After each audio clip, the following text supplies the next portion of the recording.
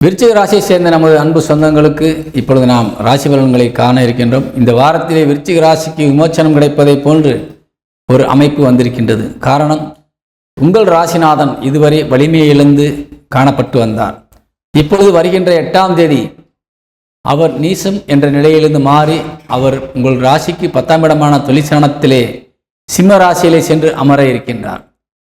பொதுவாக சிம்மத்திலே செவ்வாய் அமர்ந்து விட்டாலே நீங்கள் செய்கின்ற எல்லா தொழிலும் வெற்றியை தேடி தந்து விடுவார். ஏதேனும் ஒரு வகையிலே சில இடையூறுகள் கண்டிப்பாக இருக்கத்தான் செய்யும், சில தடைகள் வரத்தான் செய்யும். அந்த தடைகளையும் மீறி நீங்கள் அந்த காரியத்திலே சாதிப்பதற்கு எந்த விதமான தடையும் கண்டிப்பாக இருக்காது.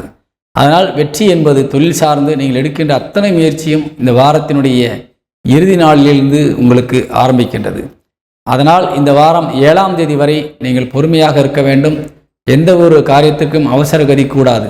ஏற்கனவே 4-5 மாதங்கள் தொழில் சார்ந்து நீங்கள் நிறைய பிரச்சனைகளை சந்தித்து வந்து விட்டீர்கள்.